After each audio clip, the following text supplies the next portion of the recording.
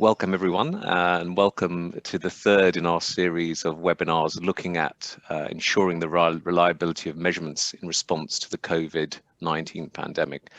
So we're very happy today to be joined by three expert speakers from the Stanger Institute in the UK, from the Cancer Research Institute in Ghent in Belgium, and also Institut Pasteur from here in France, where I am as well. So I'll just say a few more words about our structure and guidance for panelists and attendees. Then we will have an introduction from the CCQM president, and then we'll move on to our speakers and questions. So, as I said, we have three speakers, Dr. Naomi Park, Prof. Jo van der Zompelle, and Dr. Thierry Rose. And we have our panelists from the CCQM president, the chairs of the Nucleic Acid, Protein and Cell Analysis Working Group, Jim Huggett, Jeremy Melanson, and Jonathan Campbell, and Gavin O'Connor from the Protein Analysis Working Group, and Bernd Guttler from our Strategic Planning Working Group. And they will be helping moderate the session and pass on questions to our speakers. And I'll be moderating the session today. So for attendees, you'll be able to see the panelists, of course, and hear their presentations. And we'd ask you, as the presentation is going, please feel free to use the question and answer function to pose questions during the talks. We'll try and pick some of those up at the end of each talk, but then we have another session of questions and discussion at the end of all three presentations. So for our panelists, when you're not speaking, please mute yourself and switch off your video so as not to disturb others. And of course, when you come on to answer a question, please do switch on your video and unmute yourself. And when we have our final discussion session, please, all panelists, please switch on your videos and mics as needed. So that's the lineup that we have for you today. And nothing else for me to do but to pass on to our president of the CCQM, Samuel Park, who will say some words of welcome. Okay, thank you very much, Robert. Here in Korea, it's 8 o'clock in the evening, and it could be around 7, 8 o'clock to my colleagues in America. So I will say good morning, good afternoon, and good evening to the participants from all over the world. I'm very glad that we continue CCQM webinar series for ensuring the reliability of measurements in response to the COVID-19 pandemic. This is the third one, and we are collecting a lot of crucial knowledge on COVID-19 pandemic throughout these webinars, otherwise unthinkable. This knowledge enables us to pinpoint what the meteorology community can and shall work on to avoid confusion or inefficiency in the global effort to overcome this terrible outbreak. Most of all, I cannot sufficiently express my sincere appreciation to the invited speakers, worldwide leading experts in this area, who are willingly sharing their precious knowledge and experiences. Today, we honorably have Dr. Naomi Park, Professor Jo van der Zompelle, and Dr. Thierry Rose. I'd like to thank you very much to you for your great contributions today on behalf of all participants and the CCQM colleagues. I merely hope that our speakers to find some needs of collaborations with our CCQM experts someday, then we can pay back as much as possible.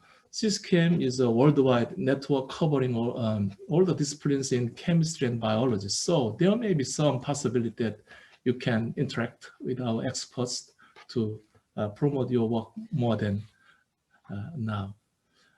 At least this will open the opportunities for further discussion and collaborations with the CCQM worldwide network, if ever necessary or helpful to you.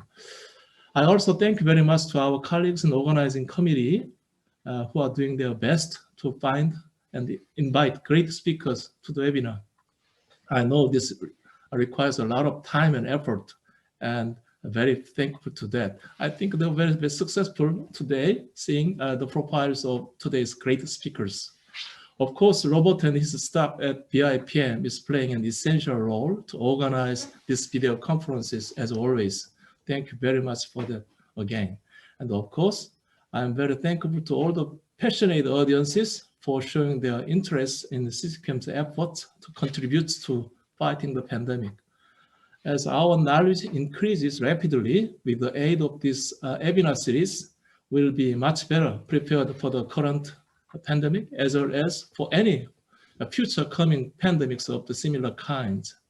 In this regard, this webinar will be another very fruitful moment, and thank you very much to all participants, organizers, and the speakers again. Let's go ahead for the exciting presentations discussion. Robert, floor is yours. Yeah. So we'll move on to introducing speakers. So Jim, can I ask you to do the first introductions, please?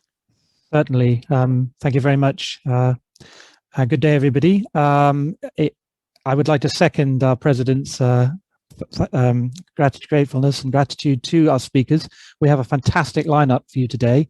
And the only stressful thing is that we've now had 3 really good webinars, and it's to ensure we can continue this, but we're setting the bar very high. So we have 3 speakers today, and I will introduce the first 2, and then Jonathan, the chair of the Cells Analysis Working Group, will introduce the last one, and then Jonathan will begin the discussion session at the end. Our first speaker is Dr. Naomi Park, who is a senior staff scientist working within the DNA Pipelines R&D group at the Sanger Institute. Naomi did her PhD at the University of Southampton, where she was looking at PCR primer modifications to improve multiplex PCR.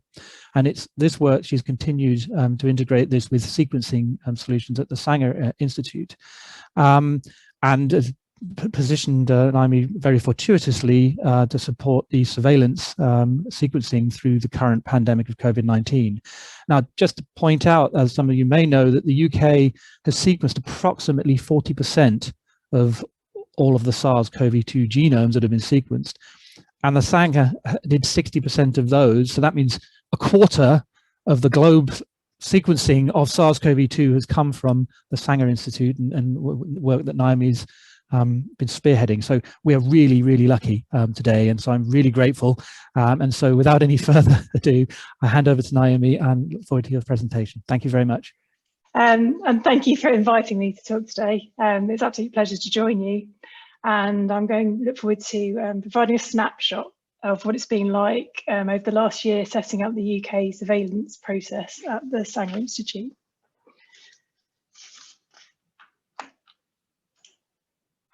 Now, I want to go to the next slide. Aha, okay.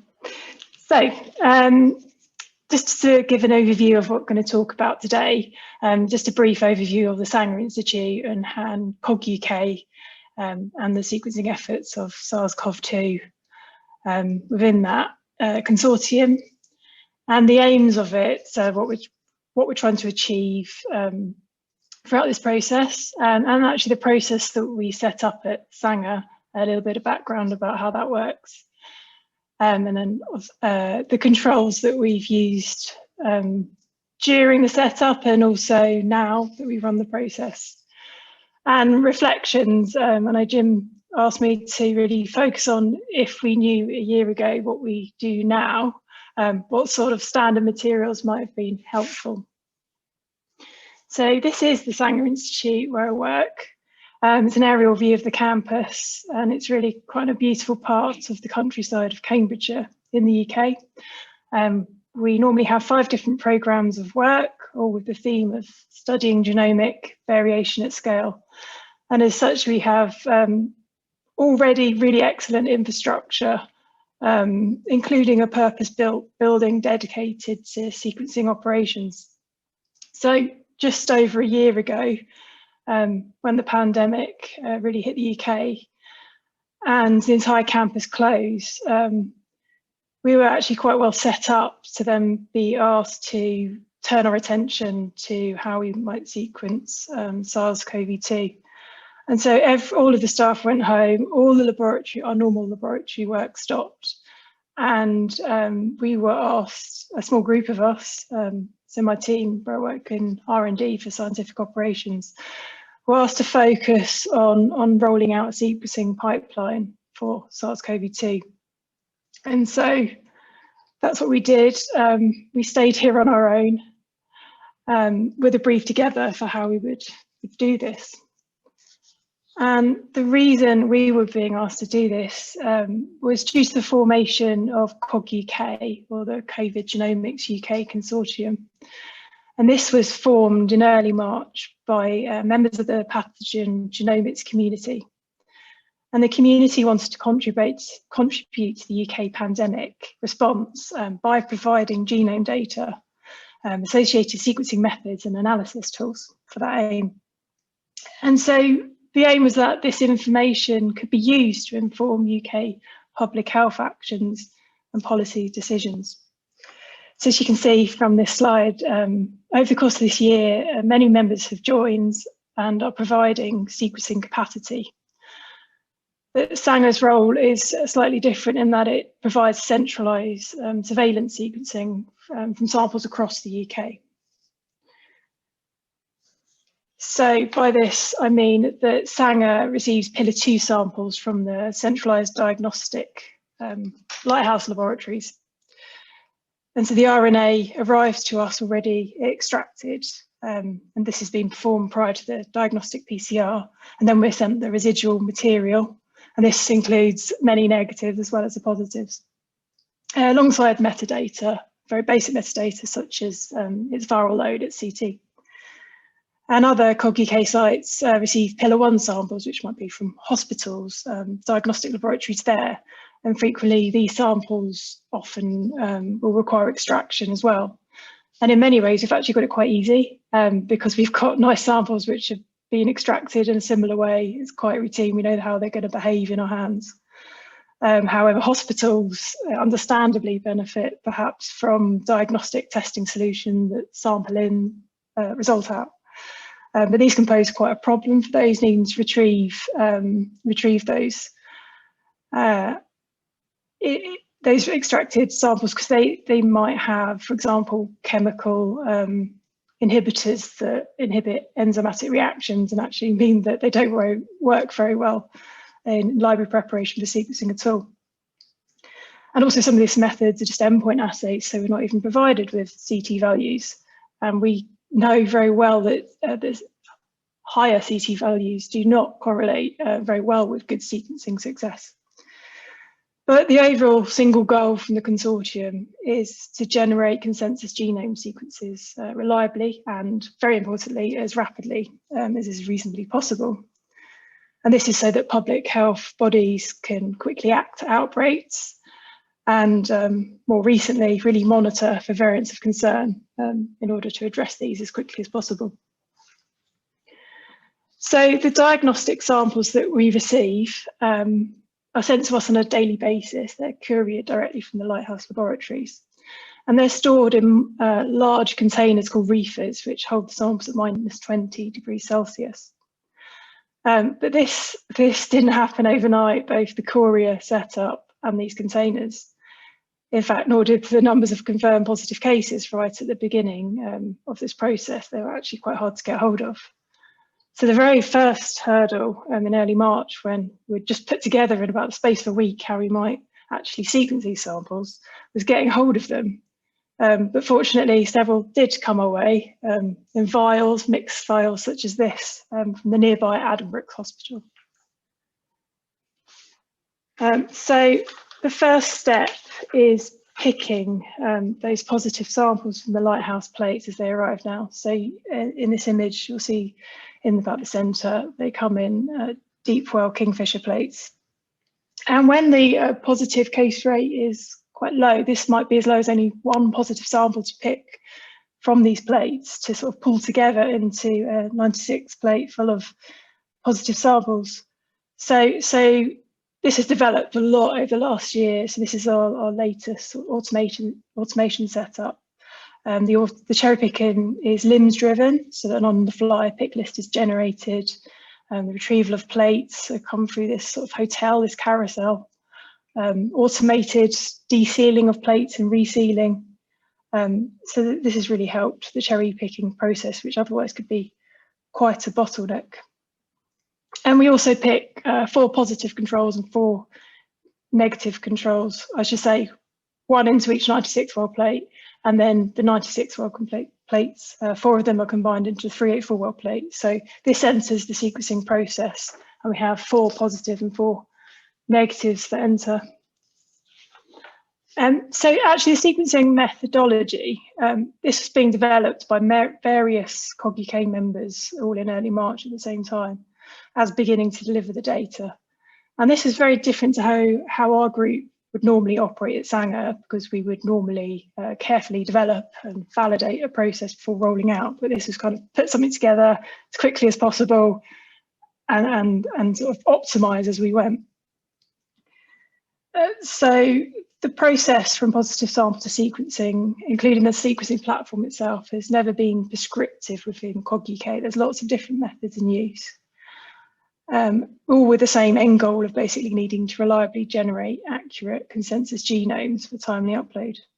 So as such, there's several different methods in use for capturing the viral genetic material, and this includes hybridization-based capture. But many of the methods actually use Amplicon multiplexed PCR.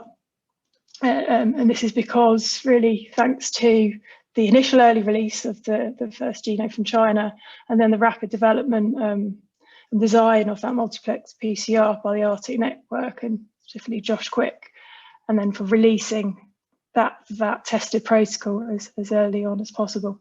So open sharing of these protocols has been important within the consortium, and this is done on the platform protocols.io. So at Sanger, we use the Arctic multiplex PCR, and this is our pre-PCR process. It hasn't changed since the beginning, really, in that we take 10 microliters of RNA, create the DNA copy via reverse transcription, and then put that into that Arctic PCR. And that PCR is run at 35 cycles. And it's in 2 separate pools. So actually what's happening with the Arctic PCR is the genome, as probably many of you are aware, is about 30,000 bases long. And to capture the whole thing, it is done in 2 separate multiplex PCR pools, or each containing 49 amplicons each, and the odd and the even primer pairs are physically separated because otherwise they would be overlapping. And they generate about 400 bases long amplicons. And because of this, it's suitable for several Illumina sequencing platforms, as well as Oxford Nanopore sequencing technology. So the same method can fundamentally feed into the different sequencing platforms. And we run 35 cycles of PCR because we're maximizing the opportunity for low viral copy samples to generate a full genome, or at least as much full genome as possible. So it's quite a high number of PCRs, and therefore the risk of contamination for these getting back into the pre-environment is quite high, and therefore as a consortium and at Sanger, having negative controls there and including the sequencing of them to ensure we're not having environmental contamination is critical. So the next step in our process as it is today is, after that first PCR, a very small amount of it, just 100 nanoliters, we use an instrument called a mosquito, which is seen on the top of the middle, transfers this volume into a new plate, and this contains a tailed version of these Arctic PCR pools, as well as some Illumina indexes. And on top of this, we just add a PCR polymerase. It's pretty slick, actually, all the automation that's required to do this, because this process is fairly simple and rapid, which is important. So just a little bit of what's happening in this second PCR, and how we end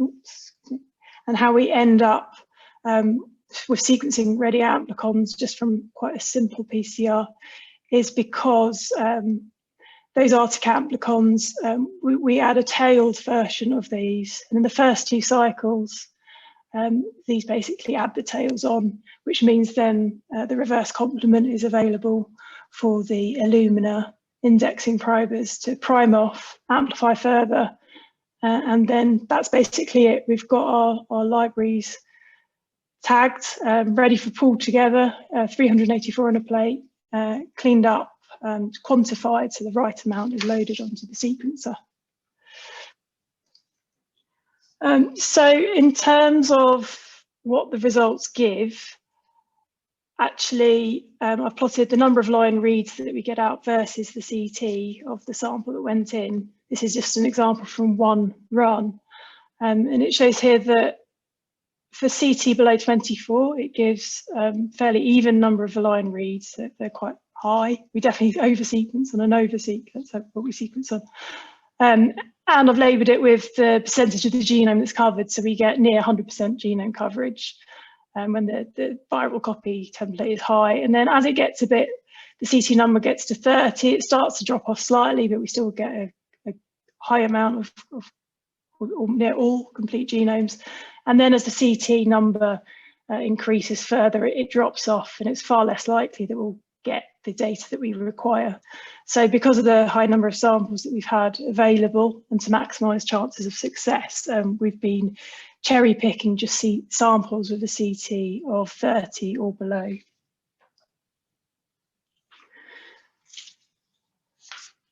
So we haven't used this process the whole time. We can put that together completely rapidly within a week. So the first one method we did, the initial approach, the RT and the PCR, Arctic PCR, exactly the same, but instead of incorporating the Illumina adapter sequencing via the second PCR, this was done via adapter ligation, which required an awful lot of additional automation steps, taking time, resource, not just in automation, but also staff. So that was the biggest change in process that we've had over the last year. We started using that, I think, in the autumn last year. Other process improvements, so this is an early one back in May 2020. This is an Amplicon plot, so along the x-axis is each individual Arctic Amplicon, and then plotted is the number of reads. So when the consortium were first running it, members often saw a dropout of Amplicon 64. And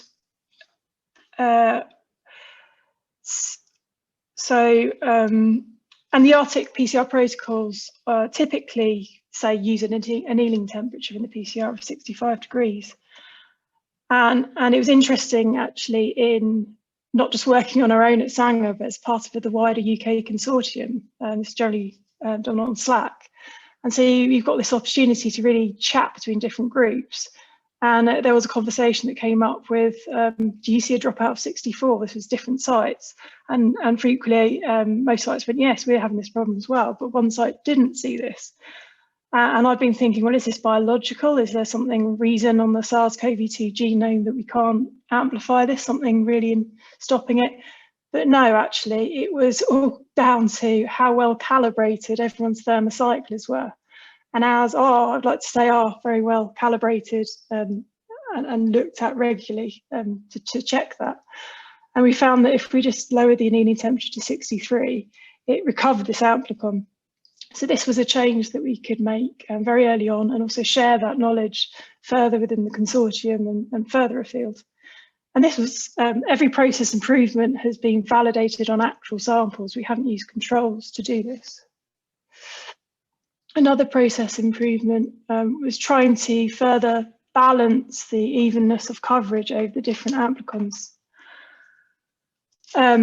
So this is just purely by adjusting the amounts of primers that went into the multiplex PCR. We get more even coverage.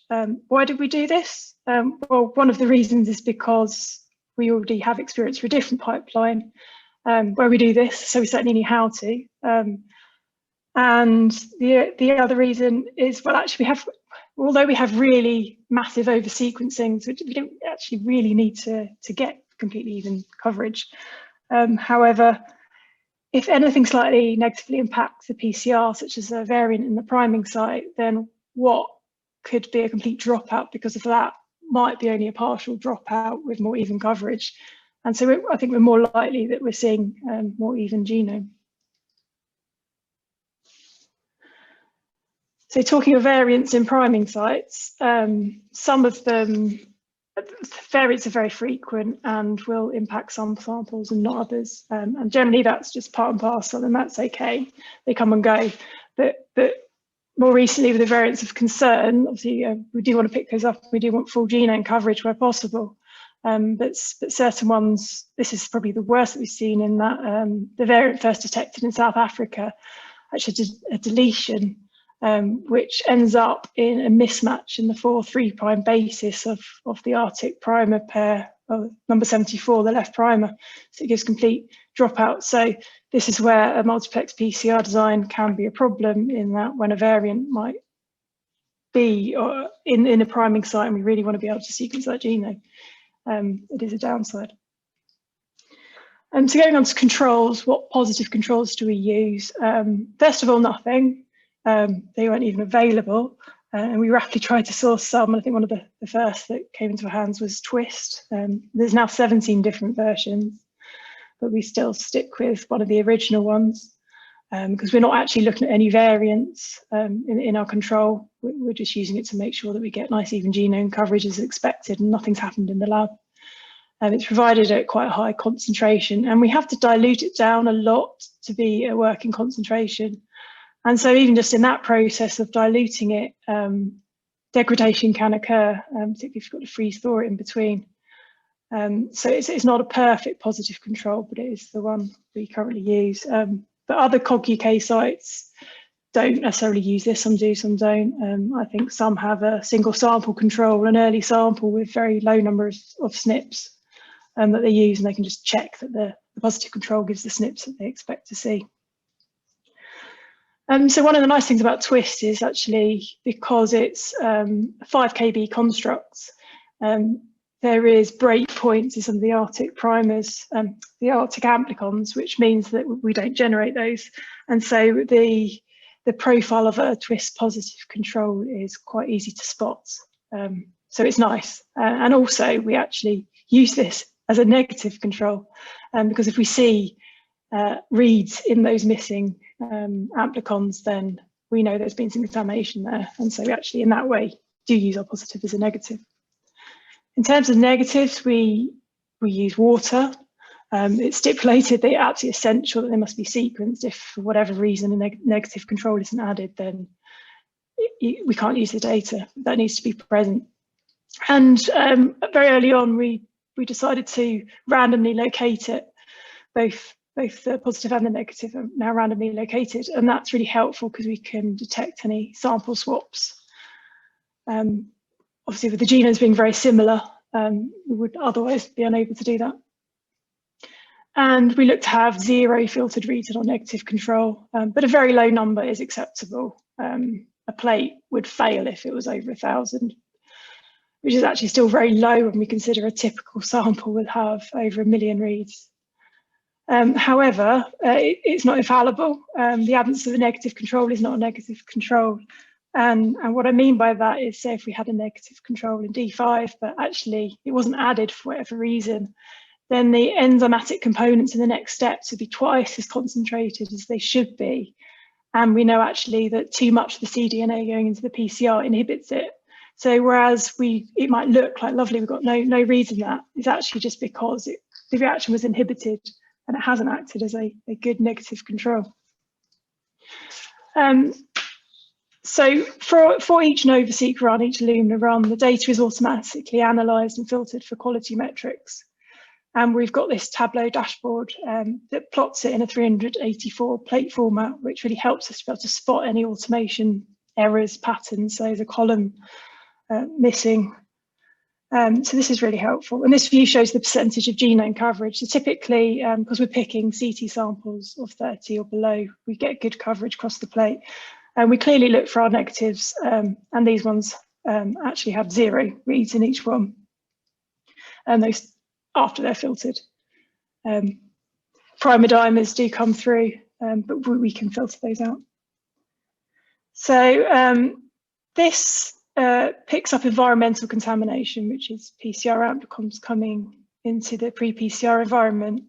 So it's absolutely great for picking that up. But actually, that due to our one-way flow of pre to post-PCR, and the careful controls we have in place, that's very unlikely to happen. But far more frequently, we see physical contamination control. And this is where, again, the negative isn't perfect. They're randomly assigned. They can end up randomly being in, say, the bottom right-hand corner of the plate, and the top left-hand corner hasn't, say, the left of the plate's got no controls in. And if during, say, the plate's been really well sealed, because it's PCR with a heat seal, they're quite hard to remove. So if it's removed, it splashes a bit. Those negative controls are not going to pick up that splashing. In terms of a better control, potentially, we've had a collaboration with Accugenomics, which is it's still an undergoing testing, but it's a different way of looking at it. It's a control that can be added to all of the samples. It's in RNA in vitro transcription products that cover the full length of the SARS-CoV-2 genome in 2 kb overlapping segments, and it's got no mutations every 100 base pairs. And as well as this, it's got complexity controls added. And this controls has 2 stretches of degenerate bases, 1 in each Arctic amplicon. So by adding this to every sample, it can actually tell us the viral load of the sample that was in there without even knowing it before. The complexity control, if it didn't come through as expected, we know that actually there might be a process issue cropping in. And also we can determine if a variant called in a sample is true. So say if sample input is quite low and errors are coming reverse transcription, it may look like a variant, it's not true. So it offers quite a lot, and it also might offer a way of independently running QC on different pipelines. Remember the consortium, we're all using quite different methods and even different sequencing platforms. So it could be an interesting way to benchmark that. So in terms of reflections, if we'd have had a positive control material right at the start, that could have been really helpful. Ideally, we'd have started this before the pandemic took hold as it did. We'd have been maybe a month or 2 ahead of this, and we'd have needed positive controls to test our methods. RNA control that we use, freeze thaws, it degrades, so anything with greater stability that can still undergo reverse transcription would be amazing. It's also got to be suitable for a range of protocols, and if variants perhaps crop up as well. A control for every sample is quite an interesting idea to have as well, such as potentially the SNAC-seq that we're working on that may or may not end up being used. But there is a bioinformatic cost associated with having to add in controls that require additional analysis, particularly on each sample, in particular when we're running at such high throughputs. And ideally a negative control, this could even act as a negative control by adding something to every sample, because if it gives a readout, we know that the negative control was definitely there and is reliable. So yeah, many people have worked on this. A lot of people in scientific operations R&D, but also the Genomics Initiative at the Sanger Institute, led by Jeff Barrett, and many people have been involved, and support from other COG UK members, and particularly Josh Quick. So thank you very much for listening. Thank you very much, Naomi. That was fantastic. And both describing what you've done, but also the end where you're really targeting what your needs from our community. So I'm so grateful to you for covering that. I have about 400,000 questions, which I'm not going to be able to give all of them. And I'll split. There's a few questions I think we can probably have towards the later session. But the first one, I guess, would be linked to the more specifically the control you described. Is it SN or SNAC-seq control? Do you think that'll be incorporated into your everyday use, and also more broadly amongst the COG UK and perhaps even broader? I mean, what are your thoughts on that? So the control, although it offers so much, there is further work for us to do to be able to test if it can actually be put in place, and actually as a pipeline in terms of the bioinformatics that has to be automated. Yep. Additional people required to do that, validation. So there's more to do on that. But one of the key issues that was identified during its development that we learned is that actually there is PCR recombination taking place in that Arctic PCR. So we've got our native reads combining with those control reads, and we need to be able to filter them out because we can't have them remaining. So we think we can do that. And though that filtering has been developed, but it's specific to Illumina sequencing. So if we want to roll this out to many of the other groups which are using Oxford Nanopore, that's further work to know if that can work. So it's not a straightforward thing. Mm-hmm. It's my very great pleasure then to introduce Dr. Thierry Rose, who's a biochemist and biophysicist and group leader for innovation development of immunoassays within the immunology department at the Institut Pasteur. Thierry has been instrumental in setting up a new technology for detection of SARS-CoV-2 antigens and specific antibodies. It's more than 170,000 laboratory tests have been carried out within France in a range of settings using this technology. So his talk today is entitled Developing Novel High-Throughput Tests for SARS-CoV-2 Antigens and Standardization Challenges. Without further ado, I'll pass over to Thierry. Thank you.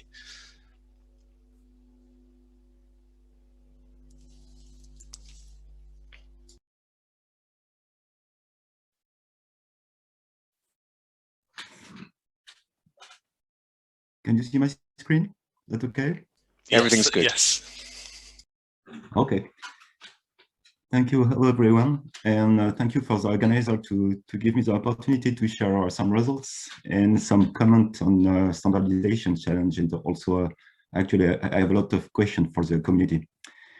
So we are actually developing a novel high-throughput test methods, what we call LULISA for actually luciferase linked immunosorbent assay.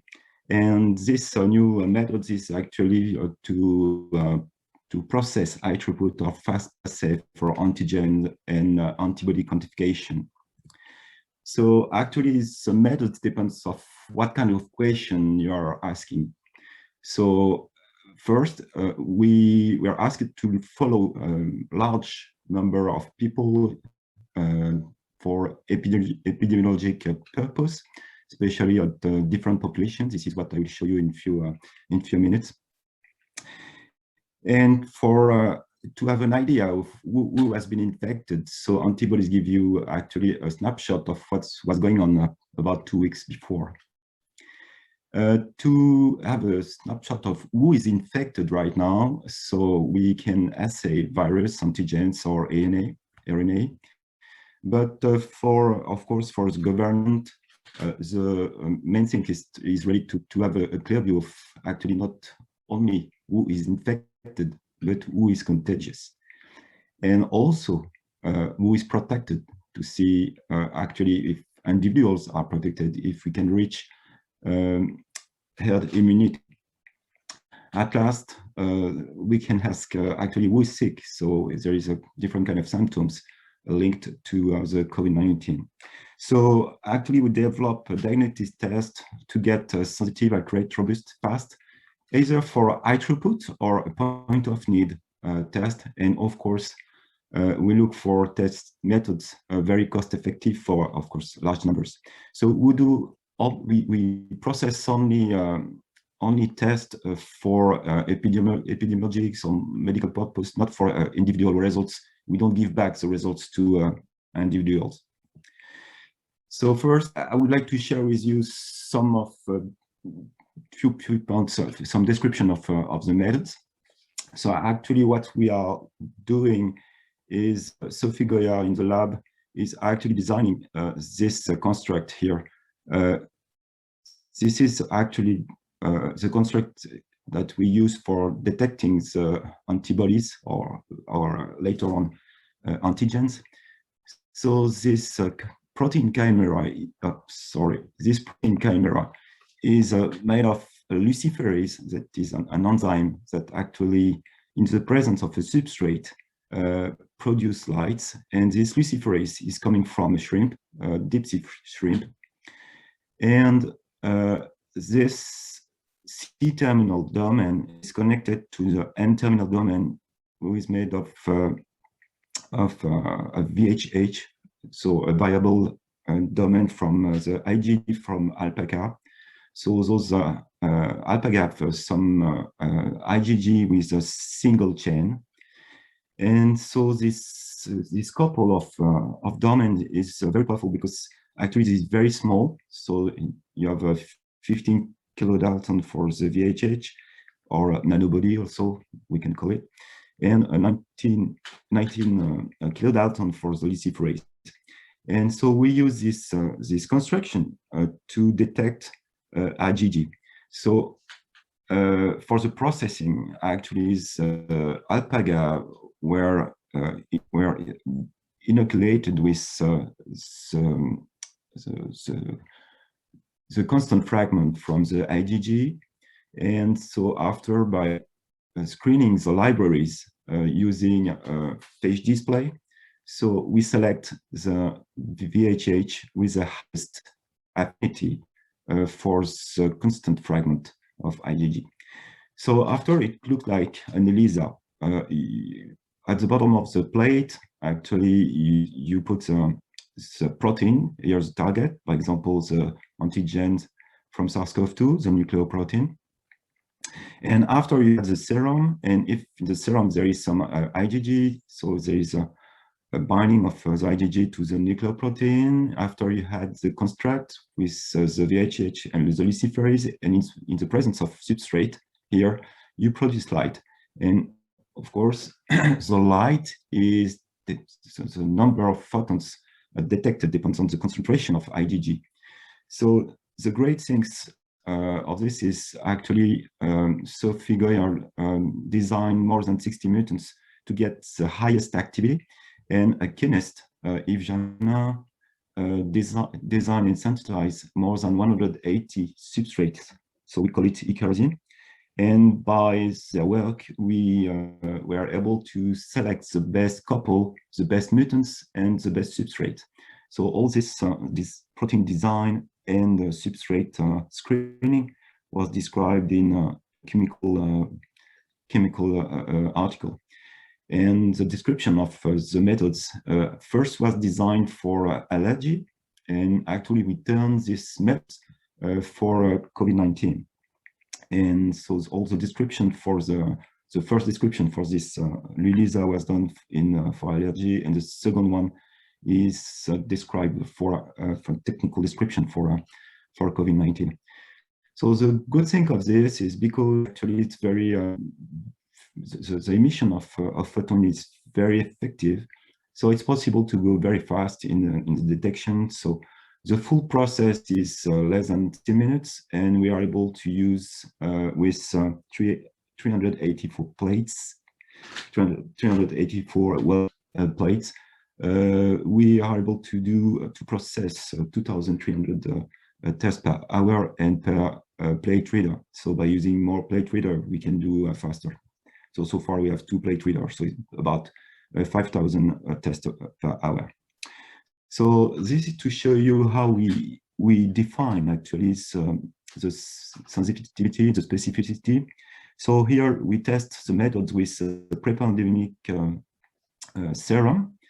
So those serum were coming from blood centers, and before September 2019, and of course we use also some pre-pandemic patient. Actually, those patients were a cancer patient from the same period, and we compare this to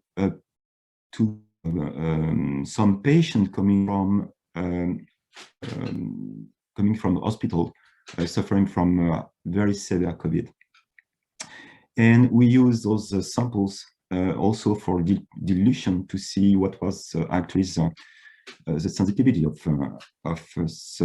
methods, and also we test the reproducibility. So here actually we did 4 repeats on different plates and take a look of actually the technical robustness of the methods. So what is interesting is with Lulisa is the reason why we give a different name, not ELISA, but Lulisa. There is two reasons. The first one is because actually the readout is not an accumulation of a product or the clearance of the substrate. Here, what we see is actually the reaction rate, because for every substrate, you get a photon, and of course, you look for the emission of photon that give you the reaction rate. So, and the great advantage of this method is, instead of to have, as you can see at the bottom here, a comparison with ELISA and Lulisa. With ELISA, you have a saturation, and the linear range is quite limited. It's not the case for Lulisa using bioluminescence. Here you have access to 4 to 5 order of magnitudes instead of 1.5 or 2 at the maximum for ELISA. So this is not a big deal actually for COVID-19 to detect the people who is sick or not, but this is very important for us to know where actually what is the severity, by example, for some patients, how far they are in the immune response. On the figure here, we enlarge this part, as you can see, to get actually above the threshold of positivity, so you have to push a little bit, and of course, here with ELISA, you lose some sensitivities that actually you preserve actually with the Lulisa using bioluminescence. So here are the ROC curve with the sensitivity and the specificity processed on a pre and post epidemic. So I give you 3 examples of study of the seroprevalence of populations. First was done with Institut Curie. So Institut Curie is actually it's an hospital, but dated for cancer, not for infection disease. And actually we had 1,848 volunteers. And we did the seroprevalence, meaning we look for the concentration of IgG against the nucleocapsid or the spike, or we use also another technique that we call pseudo-neutralization to see how many let's say the capability of antibodies to neutralize the fusion of the virus with the targeted cell. And by this combination, we were able to detect about 12% of seropositive. And by doing this, we were able also to measure the half-life of antibodies, because we did a longitudinal study. So for the IgG against N, against the nucleoprotein, so the half-time is 35 days. Against S, the spike at the surface of the virus, it's nearly 3 months. And for the neutralization is only 28 days, meaning that actually we measure the IgG, but actually most of the neutralization capabilities is not carried by IgG for infected people, but mostly by IgA. So we did also a study for a seroprevalence of population living in precarious conditions in Paris with Médecins Sans Frontières in his cohort Epicentre. And we followed 3 kinds of population. Population attending to Food Aid Association. So 28% of those people were seropositive, homeless from a shelter, from different shelters around in Paris conurbation, were about 50% positive, and migrants in a specific shelter, or what we call workers' home, is about 89% seropositive. So those were in July. And the last example I want to share with you is what we do for the French government. through his governmental organization, what we call Santé Publique France, that is actually in charge of giving to the government and to the public the statistics, all the stats about the progression of the pandemic, or also the zero prevalence of the nationwide and in the department overseas. So we did this in March, in April, in May and October, so it was 0.4 in March, 4.1 seropositive in April during the lockdown, and 4.9 after the lockdown, and about 8% in October. So the next point will be in February, and actually we are we are processing the samples right now. So this result shows actually the efficiency of the lockdown that stops the virus diffusion just after the lockdown. Of course, we can also see that actually high density of population increase the virus diffusion that is obvious. The immune response is about 2 weeks delay after infection. And so we see a decay between the response to N, to the nucleoprotein, and after for the spike. And as I told you, so you lose faster the IgG against N, the IgG against S live longer, but actually the pseudo-neutralization, you lose it quite fast. And of course, among those population, a large proportion were actually asymptomatic, more than 65%. So in 2021, we'll do 4 points for the government, and for MSF, so Médecins Sans Frontières will do another point in April to see after the winter and after this new lockdown in Paris area, how things going for those people living in the street. And in Curiosa, in Institut Curie, so we have a different time point after 3 months, 6 months, 12 months, and maybe another one 24 months after. So of course, we are still improving the methods through actually the way we are binding the antigens to the surface. We are still working with the nanobody affinity and specificity. So of course, we took a look of how good are the detection and especially the specificity, looking by comparing the results to the seasonal coronavirus, and of course it was quite good. As you can see, there is only cross reaction only to very positive. That is normal because, as you can see on the left, with the comparison of sequence, there is a few pieces that are actually completely common between actually the sequence of a nucleocapsid, by example. So to give you an overview, a quick overview of how we process the measurement. So here is the pandemic, here the pre-pandemic negative, here is the pre-pandemic negative.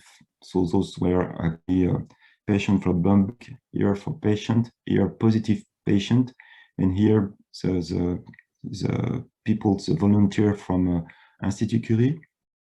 So here we measure the concentration of the immunoglobulin G against the nucleocapsid, and here against the spike, and here the seroneutralization.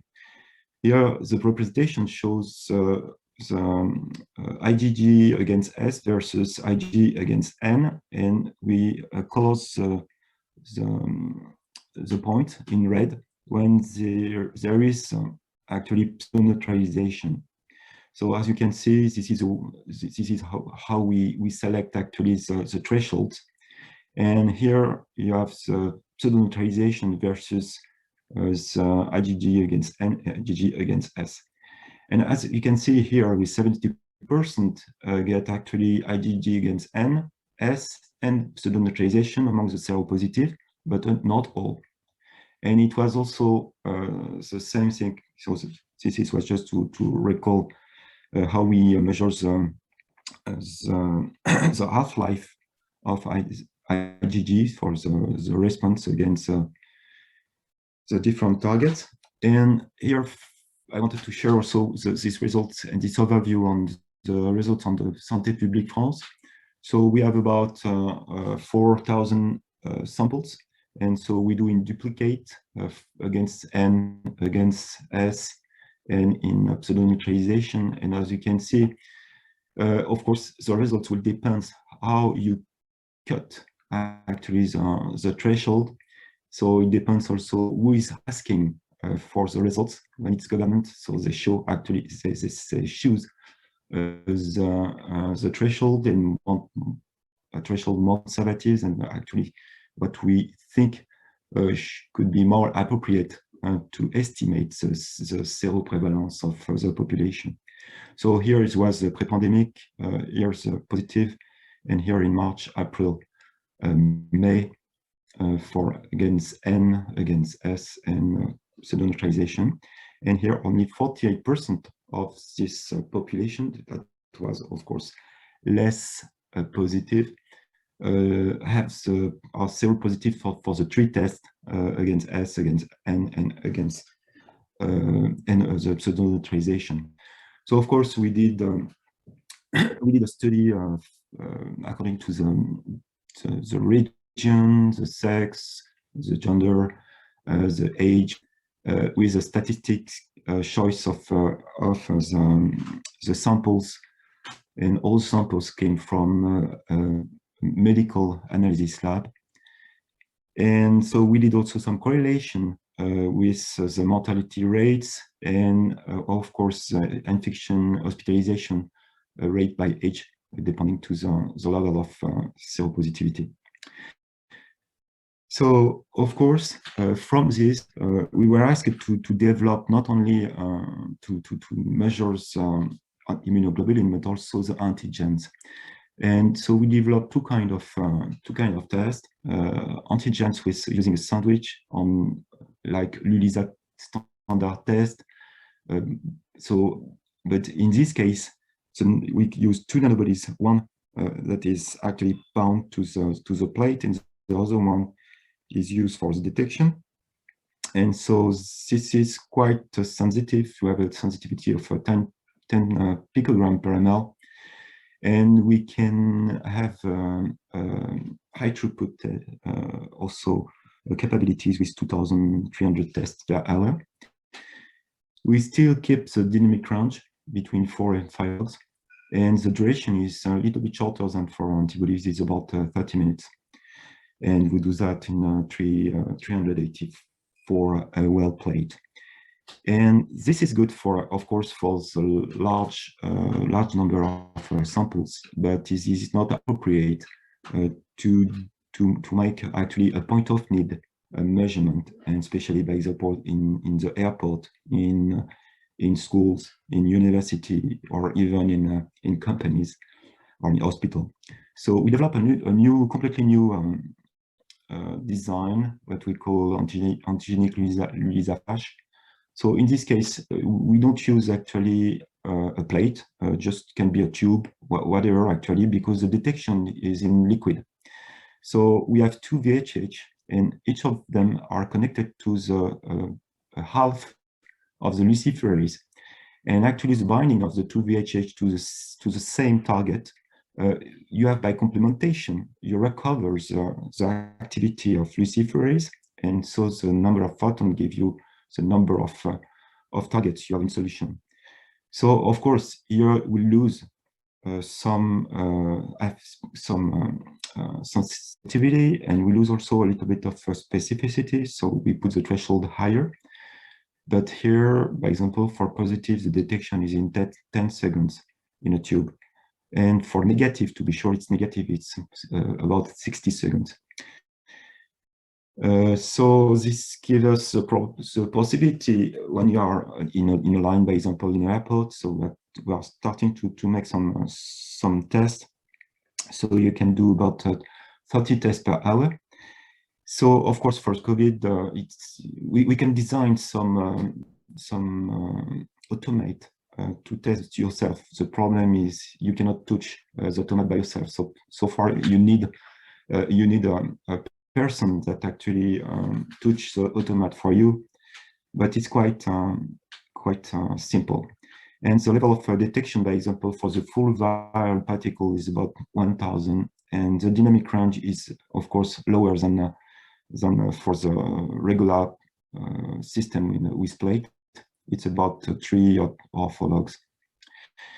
So we use different kind of scaling. So plate for actually regular Lulisa.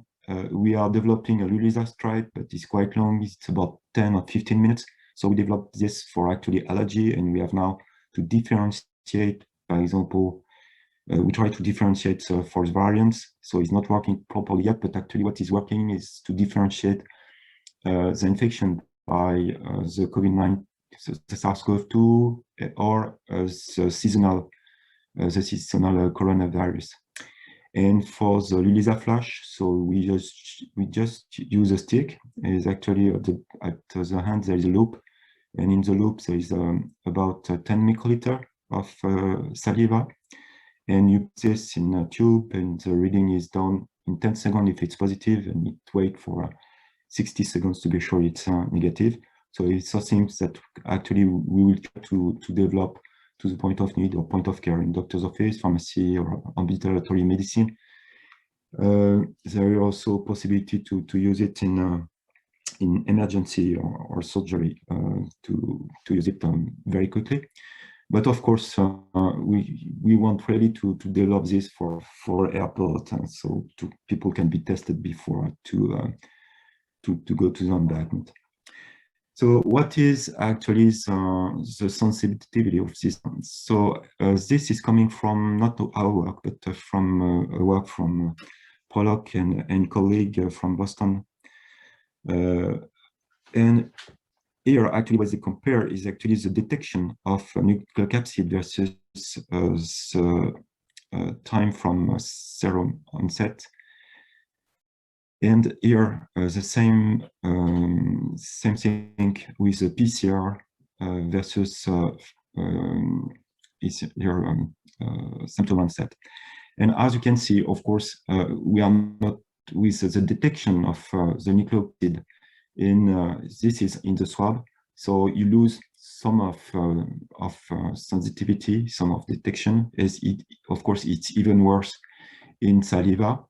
So it's very good in the 5 first days, but after, of course, you lose a lot of sensitivity. And here, if we compare different techniques, so actually these figures come from also the work from Pollock, but we had actually our values on top of it to show that actually whatever the method of detection, you get the same thing. The difference are actually the threshold you can have according to the technique. For example, with Lulisa flash, you have a limit here to 2 nanogram per ml. If you wait for 10 seconds, if you wait for 60 seconds, you have 100 picogram per ml. If you do a regular assay using plates, you have, of course, a sensitivity of 10 picogram per ml. So, of course, some labs have developed some better methods, but what we are looking for is, of course, the best compromise between actually sensitivity, robustness, and of course, high throughput capabilities, or very fast assay. So here I report different methods comparing actually what we PCR, or detection of antibodies, or detection of antigens, or detection of the virus, with of course publication corresponding to that.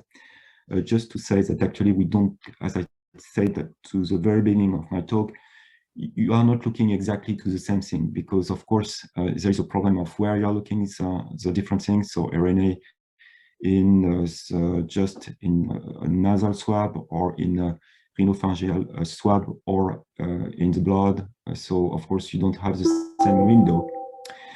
So it's something you have to pay attention to.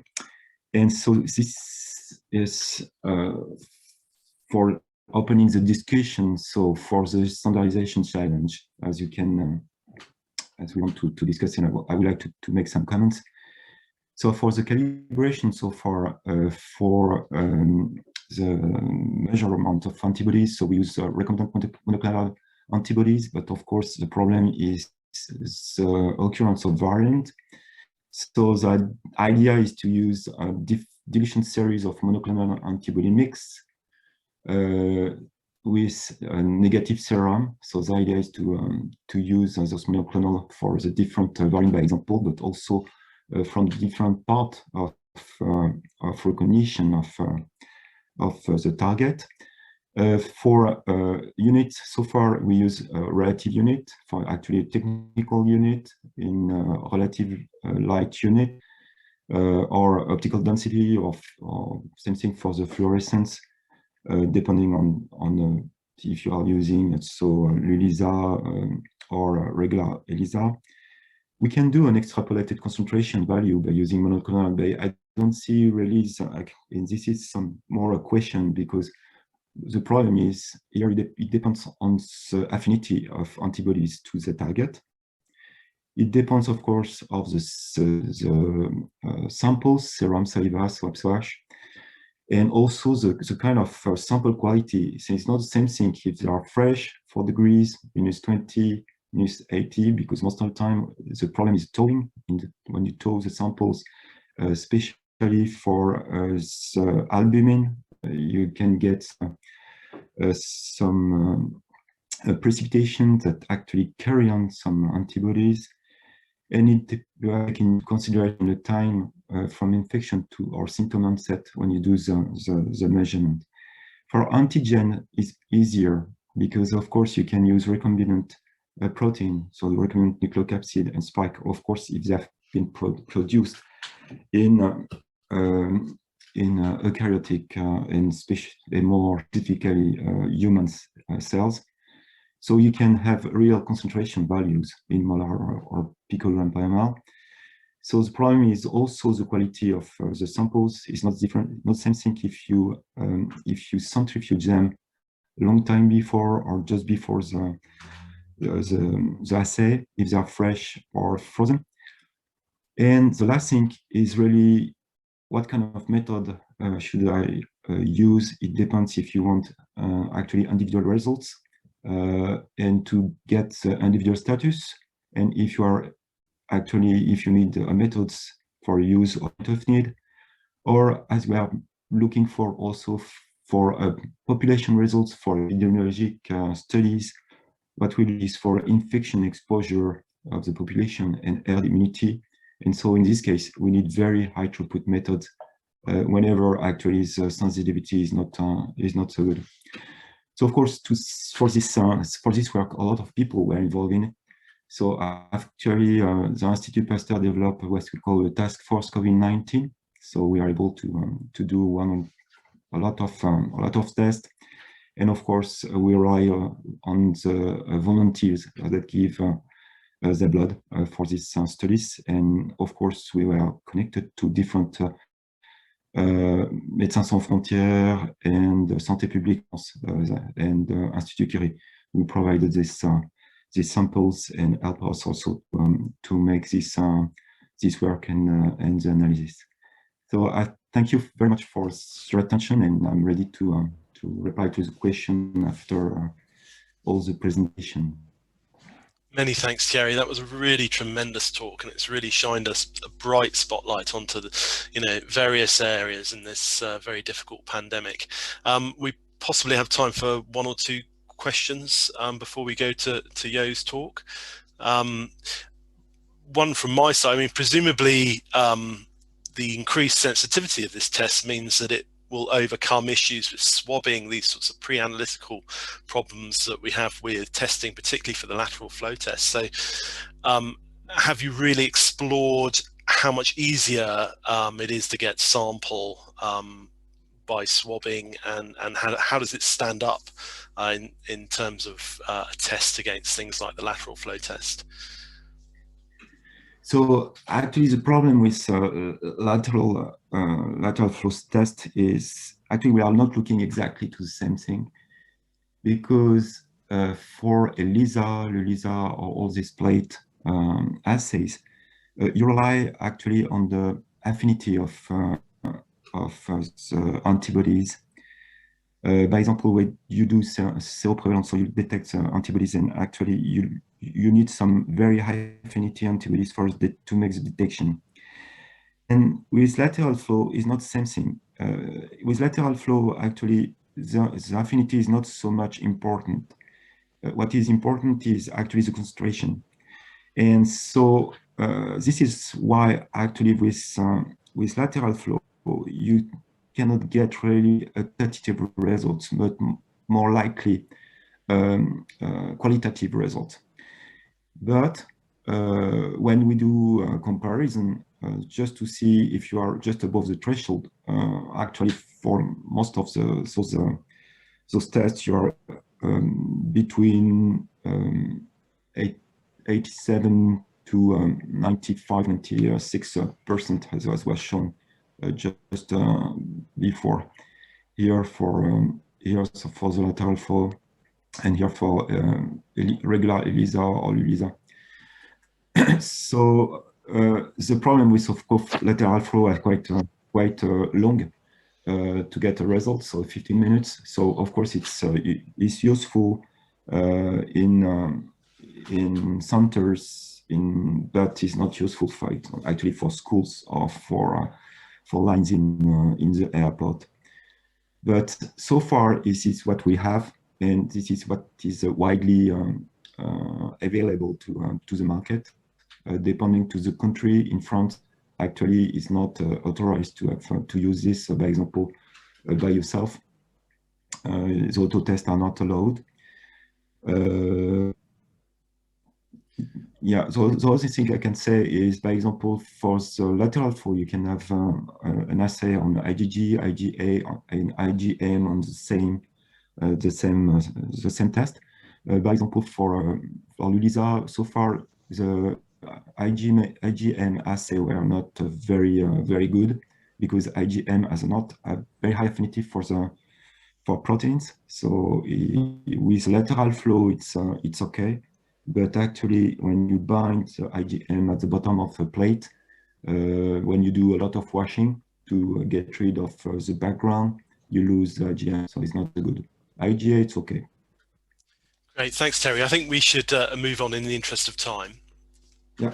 Thank you. Thank you very much. Okay, thank you. So, Robert, are you armed with Yo's presentation? We are ready to go. Excellent. Let's see if it works. Ready to. Okay. The tension is palpable. Excellent, that's looking good. Okay, so I've already introduced you, Yo, so without further ado, I'll hand over to Professor Jo van der Sampel for his presentation. Thank you. All right, thank you. So next slide, please. Indeed, so on March 19th of last year, I received a call from the minister who invited BioXL to participate in a federal testing platform, as the capacity at that time in the private labs and hospitals was simply insufficient. So in less than 2 weeks, on April 2nd, we had a first version of our platform ready to process 2,000 samples per day. And since then, we scaled to 6,000 samples per day. Doing this in only 2 weeks was a formidable task, and was only possible with the hard work, literally day and night, 7 days a week by a dedicated team.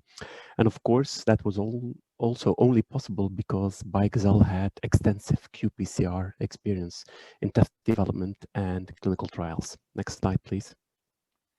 So BioXL, as mentioned, has a track record in Qpcr test development. We are ISO 17025 accredited for test development and using clinical trials, and our SARS-CoV-2 test has been accredited by now.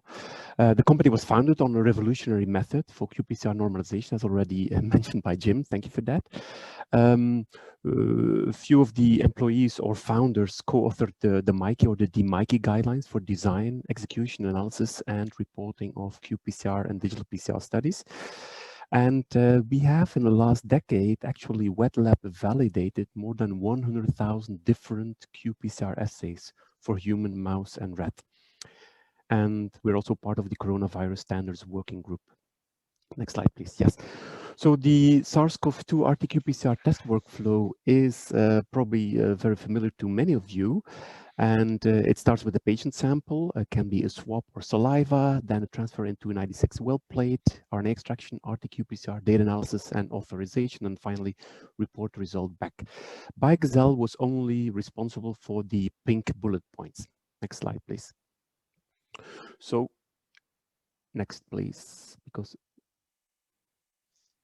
yes, okay.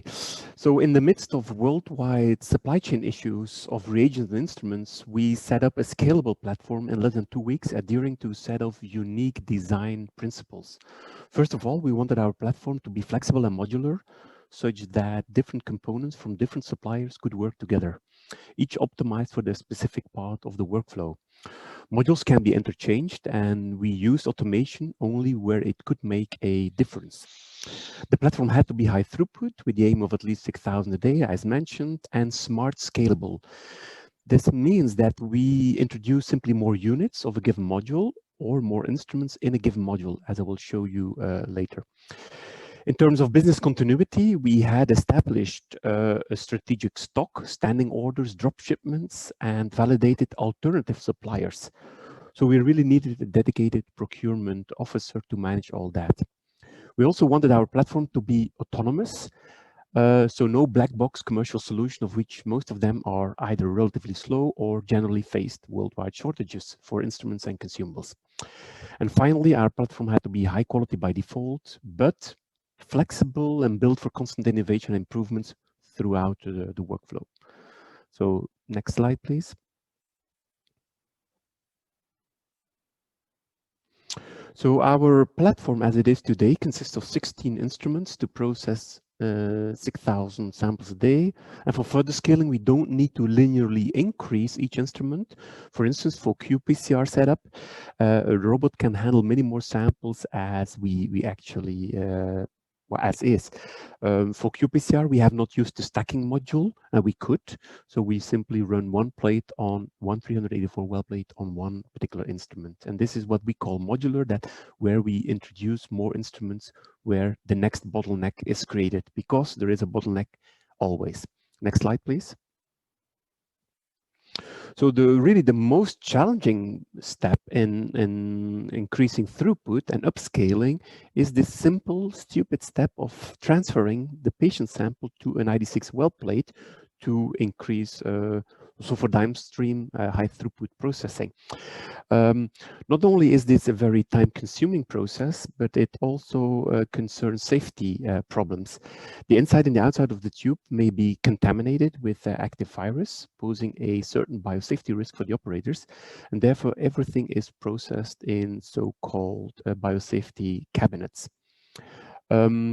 One team of 3 operators, at least how we set it up, can process 470 samples in a 4-hour shift.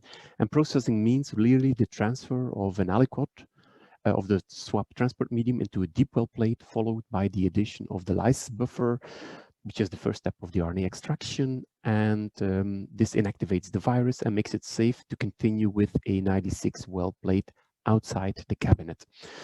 However, to process 3,000 samples during an 8-hour working day, we needed 18 operators and 9 biosafety cabinets. Because of this very highly focused work, shifts were limited to 4 hours. To reduce the dependency on qualified manual operators, we therefore introduced automation. Next slide, please. However, automation is only part of the solution, as it comes with its own challenges. For instance, placing such an automated liquid handler in a BSL-3 lab or enclosing it in a biosafety cabinet.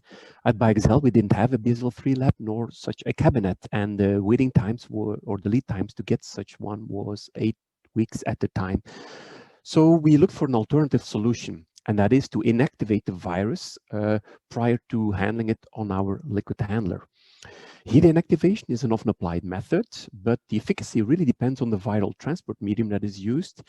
As such, a wide variety of temperatures, as you see here on the left of this slide, and durations are recommended in practice. However, please note that many of these labs did not validate that it truly inactivated the virus. Furthermore, each oven has its own thermal profile, so you cannot copy and implement a thermal program on a certain oven in any lab. Therefore, we introduced an alternative solution, and that is to collect the specimen, whether the swab or the saliva, in a virus inactivating and RNA stabilizing solution. One such solution that we validated is Inactive Blue, which not only makes it safe to work with the transfer fluid because the virus is inactivated, but it also increases detection sensitivity as the RNA is stabilized because RNases are inhibited, and this for up to 30 days at room temperature. And the blue dye simply helps with the pipetting. Next slide, please. So our liquid handler is a TCAN system, but any robot would do for that. What it actually does, it has an 8-channel liquid handling module and with liquid sensing to aspirate from the patient tube and dispense into that 96 well Dippler plate that has been pre-filled with a lysis buffer using the 96 module on the system. This particular robot can process 30,000 tubes in an 8-hour shift by needing only 3 operators. So this is a reduction by more than 6-fold compared to the manual procedure. Importantly, fine-tuning is critically required to handle the swab, which we leave inside the tube, so we don't have any crashes or swab exits, as we call them, to avoid cross-contamination. Next slide, please. To select a suitable RNA extraction kit, we evaluated both cost, ease of use, throughput, and importantly, guaranteed availability. And of course, performance in terms of sensitivity. We really went to great length in comparing different RNA extraction methods. I think we did 7 or 8, using a standardized set of viral stock dilutions and positive and negative patient samples. The patient samples and viral stock were collected in 6 different transport media that we evaluated and that are routinely used in Belgium, which doesn't contribute to standardization, including liquid amnios, for instance, the well-known eSwab buffer, and the PBS or phosphate buffered saline, to mention 2. As you can see here on the left, the RNA extraction methods displayed a very different performance, but also the transport buffers differed greatly, with clear interactions between the kit and the buffer. On the left, I show you a part of the results. This is a serial dilution series of inactivated viral stock from 10 to the minus 3, 10 to the minus 5 for only 2 RNA extraction kits and 4 buffers. The CQ values are in the y-axis and the locked-in of the dilution factor in the x-axis. So the linearity and the slopes are all excellent. That's not a problem, but the intercept values on the y-axis, they vary greatly. So the best and worst kit buffer combination differs more than 5 PCR cycles. So that's equivalent to a 30-fold difference in RNA detection sensitivity. Next slide, please. So we finally settled on filter plates from Zymo Research, the Quick RNA Viral 96 kit, processed in a simple and inexpensive centrifuge. We use a centrifuge with 4 positions, so we can handle 4 plates, 496. Yo, I don't mean to interrupt you. I think we might be a slide out. Can you see the slide? Are you? I'm seeing the correct one on RNA extraction. Not the Bio-Rad slide. I think you're on my screen. You're one ahead there. So I'm showing the Bio-Rad slide now. And now I'm showing the RNA extraction slide from Zymo Research. That's the one I think I had in my own presentation. So at the moment, it's Zymo Research that I'm showing. One second, I lost the. It was Bio-Rad that I saw. All right. So you do see now the RNA extraction? That's what I think you. That's what I think you were talking about. But I saw a Bio-Rad slide. No, thank you. So you did see the serial dilution series from the previous slide? I think you were talking about this. Yep. Actually, we're on the wrong slide. We're one slide ahead. Sorry for that. Okay. Okay, so tell me which slide you'd like to go on from. This one is fine, I guess. Okay. So the solution then is using a simple centrifuge where we can process 400 samples more or less at the same time by one operator. Of course, we need some accessory instruments such as the Mansus dispenser, Epimotion, and Viafill. But one operator can do 376 samples in 90 minutes, and 3 operators can just process 6,000 samples in an 8-hour working day.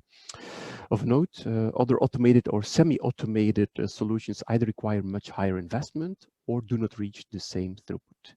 Next slide, please. You do have one now with the liquid handler. The Biorad slide. Okay, so I can move one ahead of that. Why is that? Can you please go one back? Yeah. Okay. Yes. Next, please. Sorry for that Biorad. Now I get it. Yep. I think there is some delay. I'm still with the RNA extraction now. Can you move? Yeah, that's where I'm on at the moment. Forward. Yes, please. Okay, yeah. Thank you. So this is the Qpcr setup. We use 384 well plates, and one operator can easily in 20 minutes process 384 samples because we use this 96 well pipetting head. Next slide, please. Importantly, we use 20 microliter volumes to increase detection sensitivity, so we can actually put 6 microliters input into the reaction. For Qpcr, we use 384 well, as mentioned, with the stacker, but we don't need them, and we have 4 instruments to process 1,200 samples in about 1.5 hours. Next slide, please.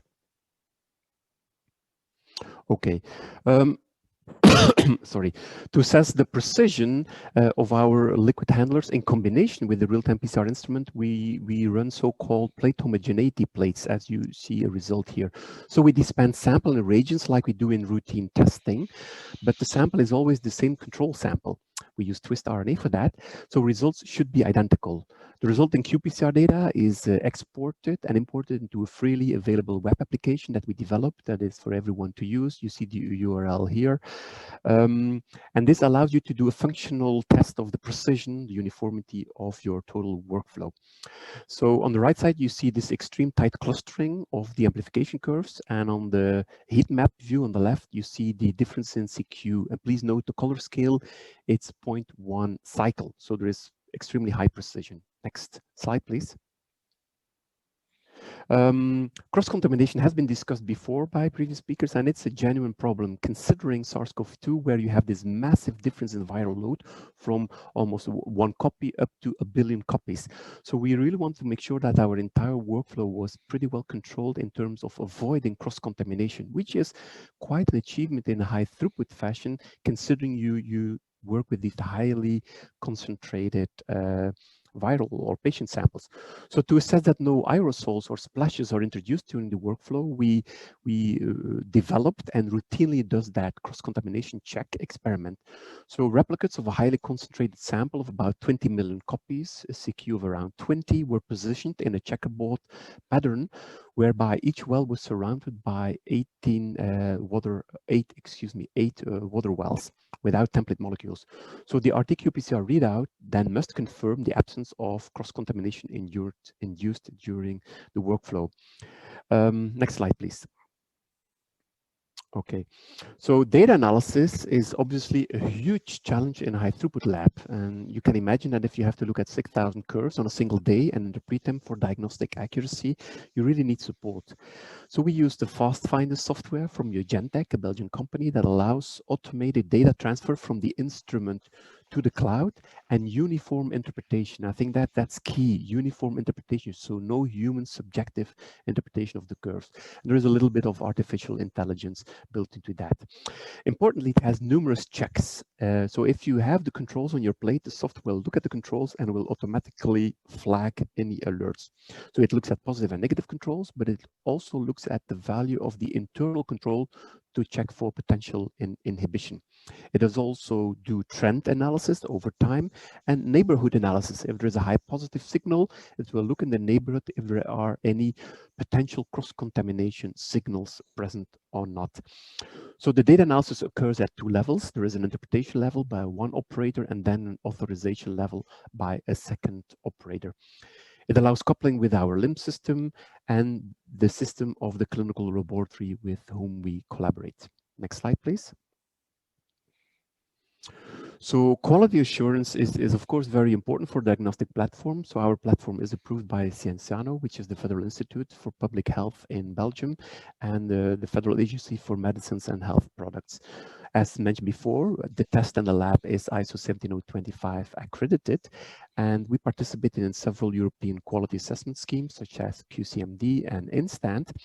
And we routinely process blind proficiency samples that we get from the collaborators or the partner labs.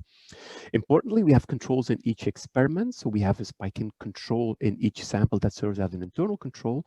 And on each 96 well plate, and I'll come back to that in the next slide, we have 2 positive and 2 negative controls. Finally, we introduced digital PCR as an orthogonal validation method, but also to calibrate our platform. Next slide, please. You see the 96 well plate? Yes. Yeah, okay. As mentioned before, we have 4 controls. 2 are at a fixed position, bottom right, H and G12. It's a negative control, and an RNA, so no an extraction, but we spike RNA to a negative extraction control. And then at 2 random positions, we have another negative extraction control and a positive extraction control. And by doing this, we not only have 4 controls, but we also have a plate ID that prevents plate orientation problems as well as plate swaps, because that's a unique code for every particular plate. And we learned the hard way that these are very important controls in a high throughput lab. Next slide, please. We originally started with the Charité e-gene assay, but we rapidly realized, of course, that we needed an additional assay really to make sure that potential mutations would not cause any problems. Despite a relatively slow mutation rate of SARS-CoV-2, it does accumulate mutations as it persists in the human population.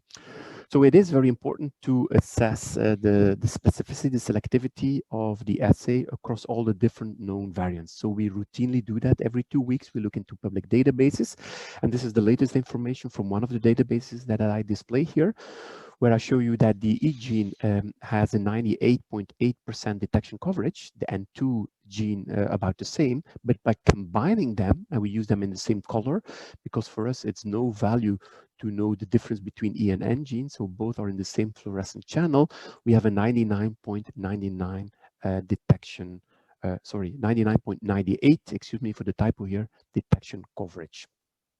Next slide, please. This is just a snapshot of some of the data results we generated. So far we've done 300,000 Qpcr tests, and I display here 2 different subpopulations. One is the end of the first wave, the spring wave in Belgium, and the plot on the right is actually the start from the second autumn wave, October, November, and the spring wave is April, May.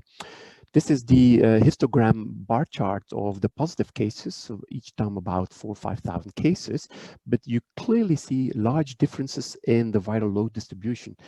At the end of the first wave, a large majority of the samples had really high CQ values, 30 and higher, while this is very different from the beginning of the second wave, where we really have very low CQ values, so high viral loads. Next slide, please. And this is then overlaid over time with the public health information that we had. So in the dashed line, this is the official Belgian prevalence data, where you see that our own prevalence data from our lab matches very well what was happening in Belgium across the different laboratories. But I do want to show you that the CQ value, so as a proxy for viral load distribution, is very different between these 2 phases, but also within this declining or increasing phase of the pandemic. In the reddish color, I display the 75 percentile CQ value. So it means that 25% of the data has a CQ value which is higher, so lower viral load, and 75% has a lower CQ value or higher viral load. You see that at the end of the first phase that we flirt around 30, and then it even increases while prevalence is heavily reduced. And the opposite pattern is at the start of the second wave, where we see that we have high CQ values, so viral load, which are dramatically increasing in terms of viral load and decreasing CQ values when the pandemic progresses and prevalence increases. So why do I tell you this? Well, because it's such an important statement and a fact to consider when comparing methods. Can you please go to the next slide? You should be able to see now sensitivity versus efficiency. So given this dynamic behavior of viral load, it becomes really challenging to extrapolate findings. For instance, results from saliva testing on hospitalized patients with high viral load cannot be easily extrapolated to the outpatient setting where, for instance, there is a low prevalence and low viral load. It also makes it very difficult, and that's my second point, to assess the value of sample pooling. I mean, in the preprint literature, there are literally dozens of articles that say pool, no problem, you can do 24 samples, but it's extremely difficult to extrapolate the findings from a given epidemiological situation to your own situation. So sample pooling is often done to increase the throughput, lower the cost, and save the scarce test reagents. And upon pooling, a regular test is done. And samples belonging to a negative pool are considered negative, and samples belonging to a positive pool are then individually retested to identify which patient actually was positive. Sample pooling in generally increases test capacity, but only if the workflow's bottleneck downstream is the sample transfer, as it usually is. And the total cost of testing is generally reduced, but only under low prevalence settings, when not too many of these positive pools need to be deconvoluted. But crucially, if and to what extent the sensitivity of a pooled testing strategy is compromised because of false negative results due to the dilution effect of pooling, this reduction in sensitivity critically depends on the viral load distribution of the test population.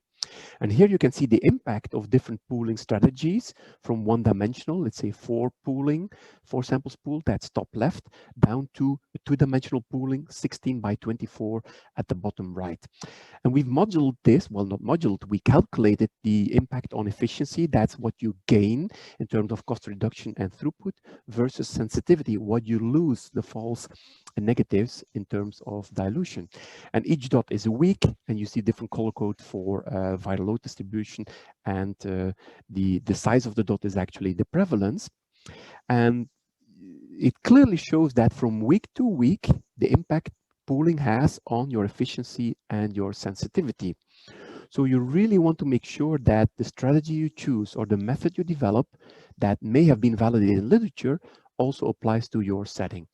And doing these calculations is quite tricky and cumbersome. That's why we developed a web app, and the URL is mentioned at the bottom, where you can upload your own positive CQ values, your intended pooling strategy for you to calculate sensitivity and efficiencies. Next slide, please. So to finish off, I want to pick your brain or give my 2 cents on 2 issues we've encountered. One is the value of the quantification cycle. The problem is that I already mentioned that there is a variable and varying viral load distribution in terms of the phase of the epidemiological wave, the test population, etc. But in comparative testing, often there is a focus only on, yes, there is correspondence between the positives and the negatives. But of course, that completely ignores the fact that you may have the same outcome in terms of positive or negative with this particular patient population, but with another one with lower viral load, the differences may be quite, well, there may be huge differences. So really a plea that to take viral load into account in doing any comparison. And the CQ value is not a good measure because it has been shown in literature that there can be up to 10 cycle difference depending on platform, lab, instrument, or test being applied. So ultimately, copies per ml per volume are needed, but creates another problem that in the translation of CQ values to copies, we need control materials, and these often deviate from at least what we do in the lab if we do use digital PCR to value assign the concentration.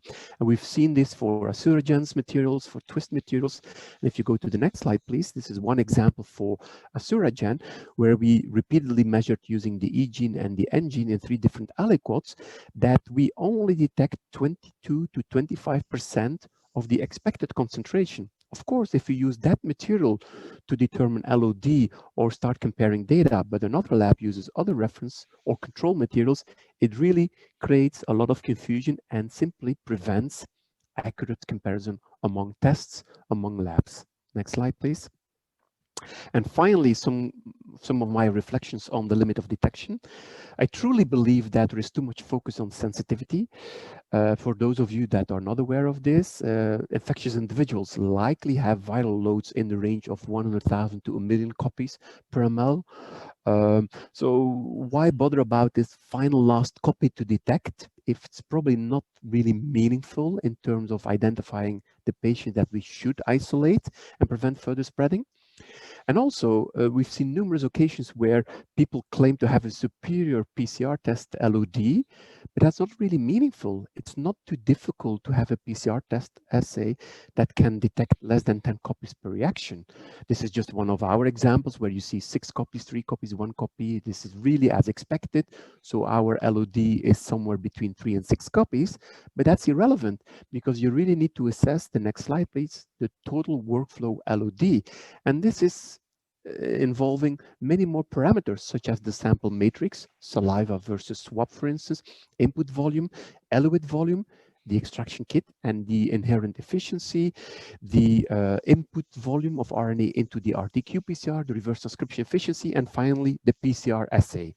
To give you our numbers, our LOD for the PCR test is less than 10 copies, as shown before, but the total workflow LOD is less than 1,000 copies. So that's a wonderful difference, and that's the more meaningful number if we start comparing across laboratories. And I think with that, I'm probably at the end of my presentation. So I want to conclude that we've established a high-throughput modular SARS-CoV-2 RT-qPCR detection platform. The primary sample handling in our setting, but often when discussing with other labs, is really the major bottleneck, followed by RNA purification, and the qPCR is often the most simple and easy to scale step in the workflow. We have a customized solution that is scalable, low cost, and ensures business continuity. And finally, I think making data comparable among labs remains a challenge. We need better guidelines, and reference materials are highly welcome.